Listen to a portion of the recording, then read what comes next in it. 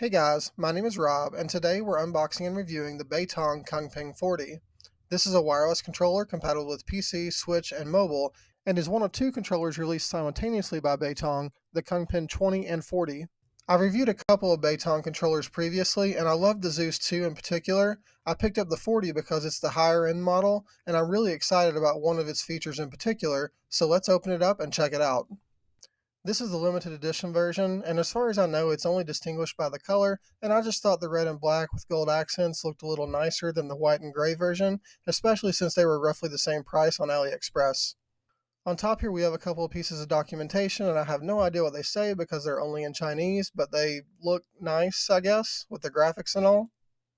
Then we have a fold-out style manual, which is also in Chinese only, but I typically pull these up online anyway, so that's okay. We've got the 2.4 gigahertz wireless dongle, and under the cutout we have a USB-A to USB-C cable. This is a shorter cable and not braided, so essentially just meant for charging. Then lastly we have the gamepad, which does have foam rings to protect the joysticks. I know I complained a little about how bright the orange G5 Pro was in my last video, but I kinda like the red on this one. As far as features, this controller has optical face buttons like we saw in the Zeus 2, so they're mechanical but with a very short travel distance. I will say these feel different than the opticals on the Zeus 2. They're not as light to press for sure. Then we also have a mechanical D-pad. This is one of those 8-way floating D-pads like you see on many recent Pro controllers. The KP40 has TMR sticks, which I believe this is a first for Beitong, but not surprising, it seems like TMR is becoming the standard. Also a first for Beitong are these tension adjustment rings, which I'm really excited about. This is a design very similar to what we saw in FlyDigi's Vader 4 Pro last year, and I've been really hoping some other companies would come out with similar designs, as it's by far the best tension adjustment system on the market. And yeah, just like with the Vader 4 Pro, these are steepless adjustment rings, so you can really dial it in how you want, and there's a massive difference in tension from the loosest to tightest setting. Also on the front we have the start and back buttons, as well as the home and turbo buttons. The shoulder buttons are kind of wide and feel really good to me. Very easy to press anywhere on the button.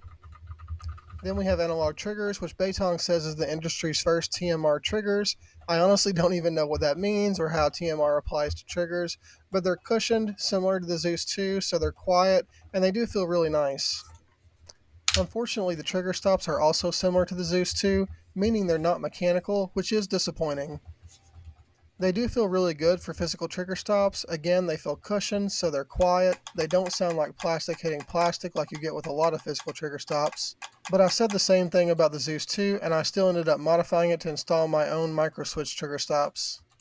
Also on the back we have two rear buttons, M1 and M2, and these feel good. I like the placement, and they're mechanical and very easy to press. My only complaint is that there are only two of them, which is very unfortunate and a major drawback for me. We also have wireless charging pins on the back here, although this controller didn't actually come with a charging base. And then we have a mode switch with 4 positions for 2.4 GHz dongle, Bluetooth, Nintendo Switch, and according to the manual, the last position is for Android TV and Android Mapper, whatever that means. Short pressing the home button will power on the gamepad, but like the Asura 2 Pro Plus we reviewed from Beitong, long press does not turn it off. For the KP40, long pressing the home button initiates pairing for whatever connection mode you're in. In order to turn the gamepad off, you have to hold B plus back button for a few seconds. As far as on-the-fly customization and settings, there's not a ton. Pressing turbo plus another input enables turbo mode for that input. Pressing again disables turbo for that same input. You can also press turbo by itself to toggle the RGB lights in the handles on and off. Simultaneously pressing back, start, and R3 while the gamepad is connected enters calibration mode. You can then rotate each stick at least 3 times, fully depress each trigger 3 times, and then press the same button combination to save the calibration. You can also calibrate the motion sensors. With the gamepad powered off, press Y, X, and home, then lay the gamepad on a flat surface and it will auto-calibrate, and the indicator light will flash to confirm calibration is complete. Oddly, that's pretty much it. You can't program the rear buttons on the fly, adjust rumble, or anything else, but there is a lot more customization available in the Beitong Gamepad Assistant app. So this is the home page of the PC app, which kind of shows you an overview of all of the current settings. You can click on any of these settings to take you to the page for those settings, or you can navigate the tabs on the left of the screen. The first tab is for the joysticks and has most of the typical settings. We can change the response curve, set inner and outer dead zones, and change the circularity algorithm. It's nice to see that we can do this independently for each joystick, as that's an option you don't get on all third-party controllers. Then if you scroll down, you can also set a response curve quick switch button.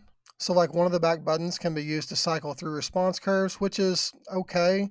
I don't really ever set response curves in the software because I typically do that in game, but it's just an additional option, so nothing to complain about. And then at the bottom, you can turn automatic calibration on and off, which essentially says that if you release the sticks and there's no input, they'll return to center automatically. We'll see if we can test that in Gamepad Tester in a bit. I did change the left joystick to rectangular algorithm, but I'm going to leave the right joystick on circular. I'll go ahead and set the dead zone to 0 though. The second tab is for triggers, and when you click on it, it gives you a pretty long-winded explanation of what trigger dead zone means. Once we close that, we can see in addition to the dead zones, we can also set hair trigger mode, which is great for a lot of games, including shooters, which is primarily what I play. Then at the bottom, we can also choose between general and recommended performance for the trigger curve, which I can show you the definition it gives us for that setting here, but don't ask me what it actually means because frankly I have no idea. I am going to decrease the dead zones on both triggers as well as enabling faster trigger or hair trigger, but not going to mess with the response curve option for now. The next tab is button mapping, which I'm very discouraged to say does not include keyboard mapping options. I can't say I'm surprised, I wasn't necessarily expecting this feature, but I was hoping for it, so I'm disappointed nonetheless. If you click the Smart Control tab, you can program the back buttons, and this includes setting up macros for these buttons. Although you can remap all of the buttons on the gamepad, the macro setup is only available for the rear buttons. Additionally, on this tab, you can change the rate of turbo function, which will apply to any button when you turn on turbo for that input. The next tab is for motion sensor, which pulls up another info page explaining the settings. You can map the gyro controls to a joystick or to buttons. If you set it on left or right joystick, you can set it as always on or set a button to toggle on off or hold to enable. You can also change the mapping mode, which determines whether rotating or tilting affects aim direction, and you can set the dead zone, sensitivity, and invert the X and Y axes independently. If you set motion sensor to button mapping, you can then map each individual directional control to whatever input you want, and again, you can set the sensitivity. The next tab is for vibration, and this is very straightforward. You can set the level of vibration independently for left and right sides, and this is just grip vibration. This gamepad doesn't have trigger vibration. I typically turn off vibration due to the types of games I play regularly, so I'm going to do that for now. Next we have lighting, which again is pretty standard. We can choose breathing or always on for the lighting mode, adjust the brightness of the lights, and we can change the light color. You can also set the lights to flash when the controller is vibrating, which I assume won't affect me right now since I have vibration turned off. The last tab is other, and literally the only thing here is the sleep timer, which by default is set at 10 minutes. The last thing to note is that there is a separate home page for switch settings, and this has virtually all of the same options as the PC page. The only real difference is that the overclocking mode down here gives you a 500 Hz polling rate option rather than the 1000 Hz option you have in PC mode. That covers the app and settings, so let's move on to some testing.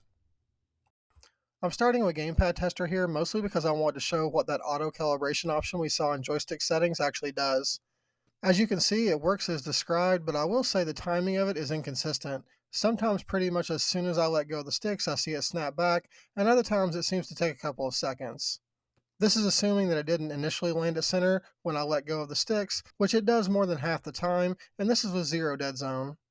I have played with the gamepad already, and I have no drift in game. As far as the circularity, I did set the left stick on rectangular algorithm, and as you can see, these sticks are super squared off on the corners. Not that that's a bad thing, the shading is very even, this is just more pronounced than the average result, but there's nothing wrong with it. The right stick is on circular algorithm and looks exactly like we would expect, almost perfect. Next we'll test the polling rate, starting with wired, and it's listed as 1000 Hz, so that's what we're expecting.